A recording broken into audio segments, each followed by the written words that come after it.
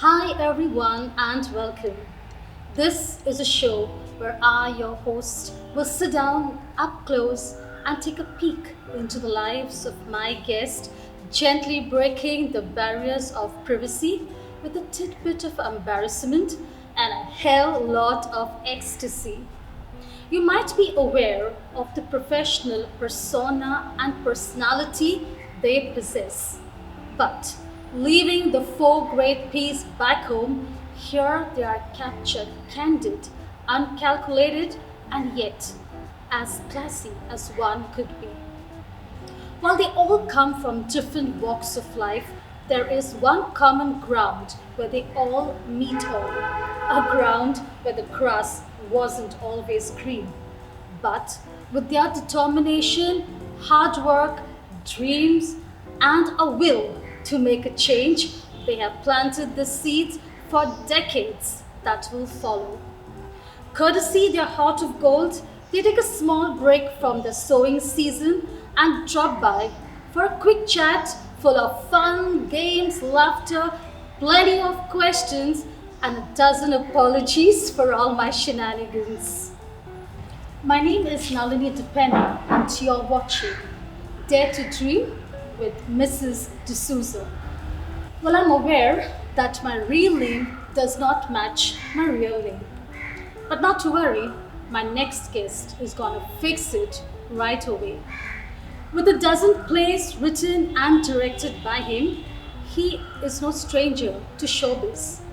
But having made a career behind the camera, let's see how well he does on screen with me today. Preparing for this interview was much harder than I had anticipated. Having known him as an altar boy at 10, a ladies' man at 15, and a businessman at 20, with the experience of a 40-year-old, he is as extraordinary as one could be. His awards, accomplishments, and accolades are a never ending list, yet not bigger than his humility, simplicity, and his genuine love for the world of art. He's muscular, he's spectacular, he's popular. Unfortunately, he's not a bachelor. But guess what? He can even dance salad. Let's welcome our guest, actor, writer, director, choreographer, and entrepreneur, Melroy Joseph Fernandes. Hi, Nalini. Hey! Thank you for such an honest introduction. I will make sure the actors can cut the right bits before I show it to my mother. Being as honest as you could be, you've always been surrounded with women, like, be it your home or extended family. And at a time when you were in your dancing career, you were always surrounded with six women. I was, yeah. So, like, how did you manage that bit? How was it like? Mm, you could say at an age that I was, it was slightly embarrassing, but later you realize when you grow up, having women around you is pretty nice. Oh yes, like how it is nice right now. Like you said, I've been born and brought up with, by my mother and three sisters. To my sheer bad luck, all three of them are married, and I thought that would be the best day of my life when they were getting married out of the house. But like I said, to my bad luck, one of them bought in a daughter, my niece. Oh, so sweet. She's 4 years old. Okay. I have been the only cousin brother with 13 cousin sisters. Oh man, that's quite a So lot. I'm surrounded by those 13 by the 5 at my house. And if you think that I have rest outside, no, I don't, because I have the very lovely and not using any sarcasm at all, Okay. very lovely girlfriend, being Nikita herself. So tell me what it feels like being the alpha male, pampered by all these women.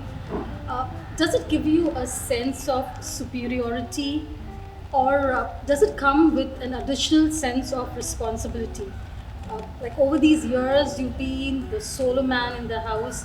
So has it like made you a Casanova, which you do look like one, or has it made you a soft-hearted mama's boy?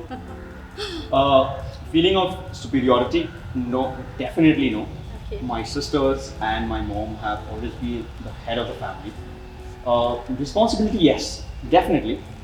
But then again, I believe responsibilities do not differ depending on your gender. It does not. Absolutely. It does not matter what Yes. your sexual orientation is.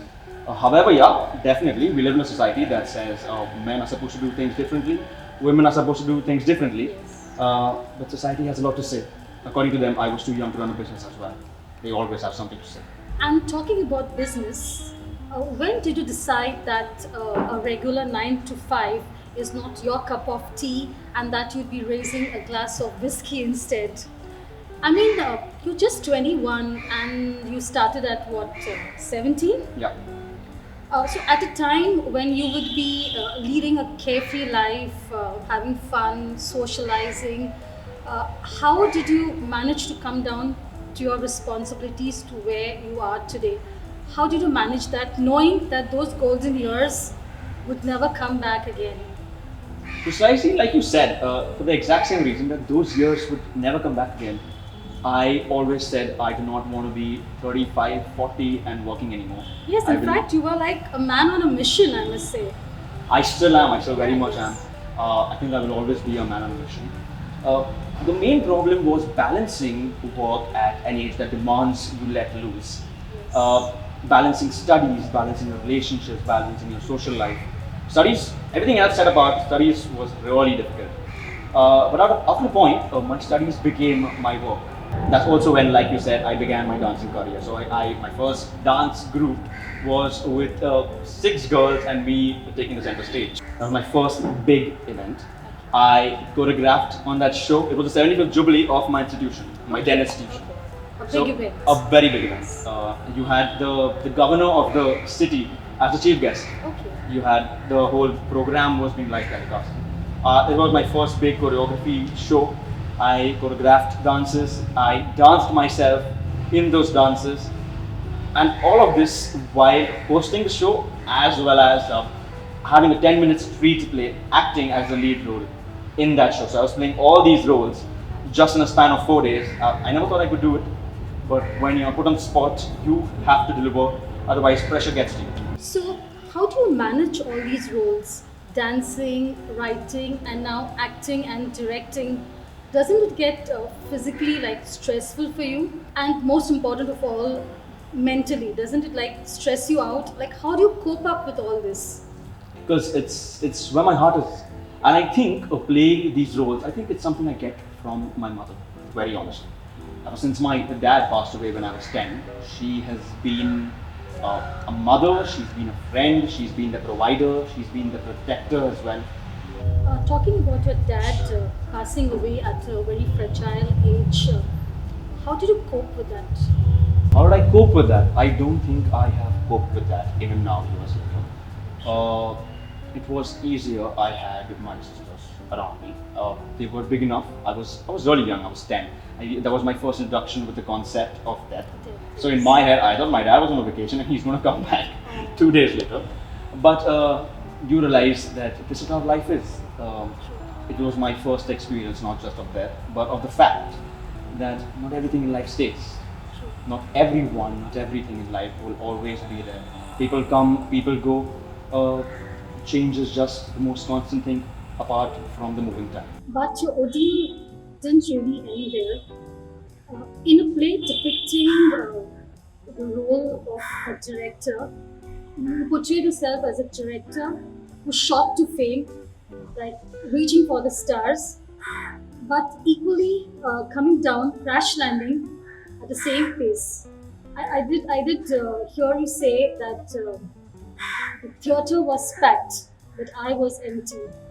What was it emptiness all about, Melroy? I started my career as a dancer, choreographer, at 2016. I choreographed a lot of weddings, I choreographed a lot of shows, and people liked it, people loved it. 2017 was my first play. And then we said, okay, why not let's do another play?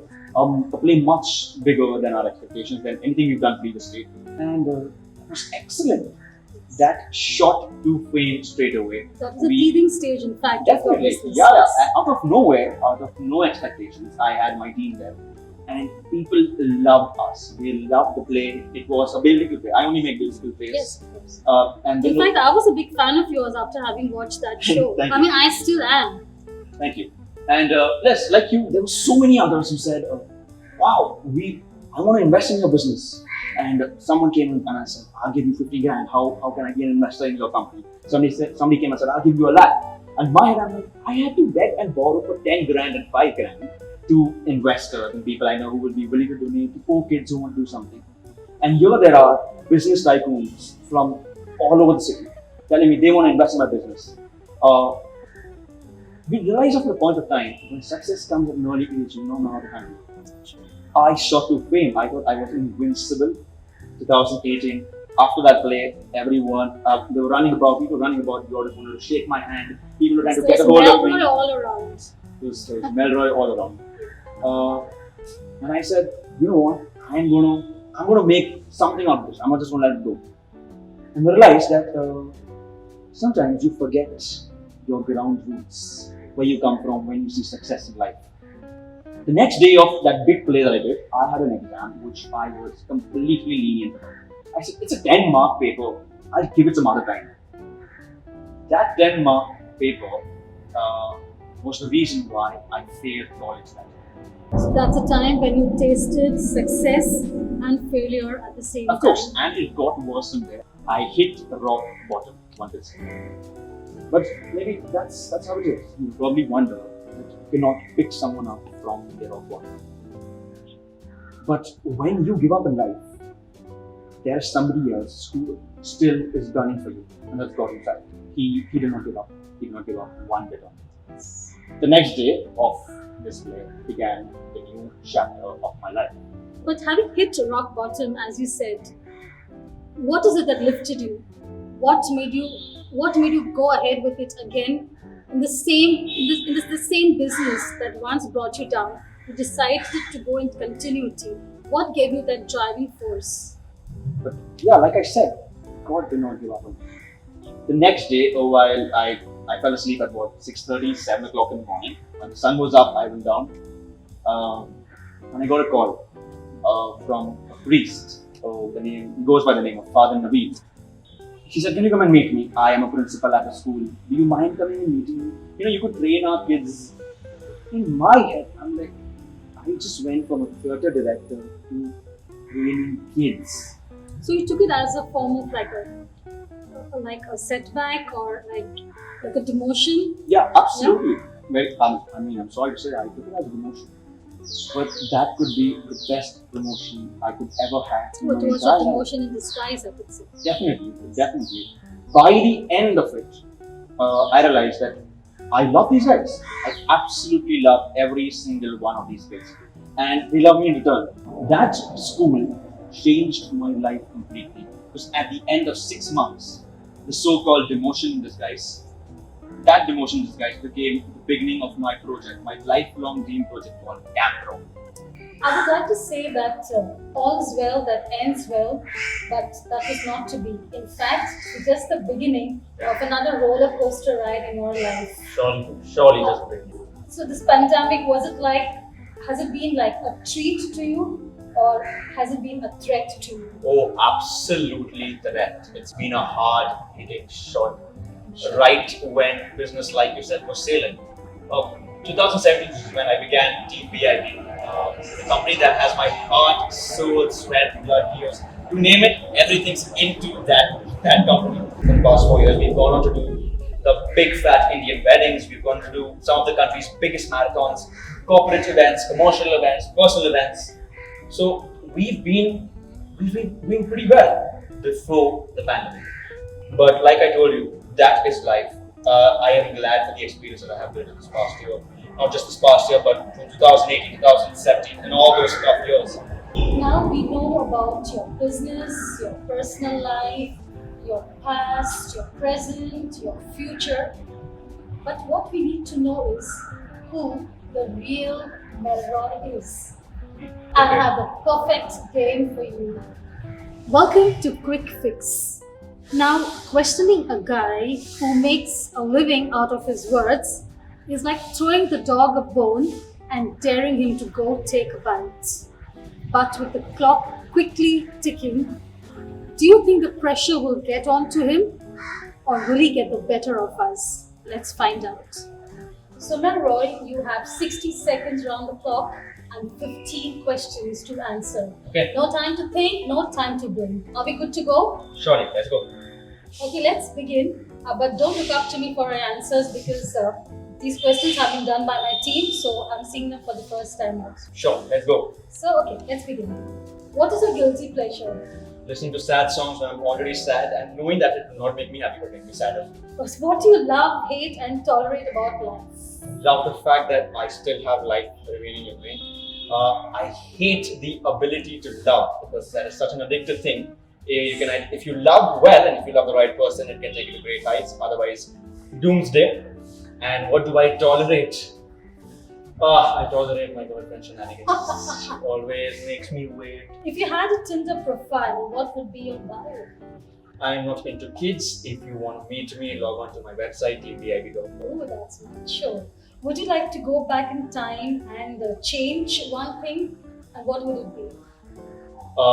If I could go back in time, I would change every possible action to make sure that I'm assured of what my future will be like, depending on my those actions. So, what is the one thing that no one knows about you? One thing no one knows about me, I always wear torn socks. Always. You're wearing one right now? I'm wearing different socks right now. Oh, is it? Okay. Yeah, I always wear a torn socks to remind myself of my ground roots, where I come from, to stay humble. Do you like being in front of the camera or behind the camera? Oh, behind the camera, for all my life, behind the And camera. now, and this day, I think I'm sure getting... you're enjoying it with me. yeah, I'm getting paid well for this, so I think I will stick to in front of the camera. Okay, what is the secret to a successful life? The only secret of successful life is stop looking for secrets. You cannot take a shortcut, you cannot take a lane in the middle, you have to take the highway. Oh, that's very inner and deep thought. Okay. Choose one. Love or lust? Love that. Movies or theatre? Theatre, always. Success or happiness? Happiness comes from success comes from happiness. We go hand in hand. Oh man, you have a way with words. Arrange your roles based on your preferences as a son, brother, director, best friend, lover, and ex. I don't think I can answer for lover and ex, but yes, definitely son, brother, director. Before director, son, brother, lover. I place love and life before work always. That's a diplomatic answer, Melroy. Okay, if the world was ending, what is the one thing you'd hold on to till your last breath? If the world was ending, what would I hold in my last breath? I would hold my last breath because I'm not ready to die yet. There's a lot more to achieve. Oh, that's a smart one. What would you want your grave to read? Show must go on. Mr. B.I.B. The show must go on. At gunpoint, would you have a gay encounter? At gunpoint would I have a gay encounter? I would lure the guy who's trying to shoot me into a gay encounter, and when he's convinced, I would point the gun at him and shoot. Never Okay. have I ever. Okay. Okay, so ready? Good to go? Sure. Okay, so lying with a straight face. Yeah, I'm very good at this. Yes. I can see that. Had a crush on your friend's mother. Oh no, bro code. No, not Okay. Drunk dialed an ex. I don't only drunk down my present, but she You never did dial picks me up. once. You did dial me. I remember that. That's why I said drunk died my present. Cried during a movie. Oh, surely, I love movies. If you had a book written on your life, what would it be titled? Not done yet. Okay. If you had the liberty to swap lives, who would you swap it with and why? I think I would swap lives with my younger self because back in the day there was no pandemic to start with. Okay. So that was a little slightly stress-free life that I would love to live once again. The last and the most important question, coffee with K or dare to dream with your one and only? Oh, no, definitely dare to dream. I'm too classy. Don't match my standards for coffee with K. Oh yes! So I love this. I love this. And on that note, we come to an end of this beautiful session. Melroy, if someone had to ask me 10 years ago if I would be sitting with you literally and taking an interview, I would have laughed at their faces. But I'm actually laughing today with you. I had a wonderful time. and I'm sure you had. Thank you for having me over. And I'm indeed honored. It's an honor and privilege to be with this 21-year-old who dared to write his own story. And this is all for today. Tune in again next time for yet another story of glory, narrated in a way that you've never heard before by someone you've never seen. My name is Nalini Dpenha, and this is Dare to Dream with Mrs. D'Souza.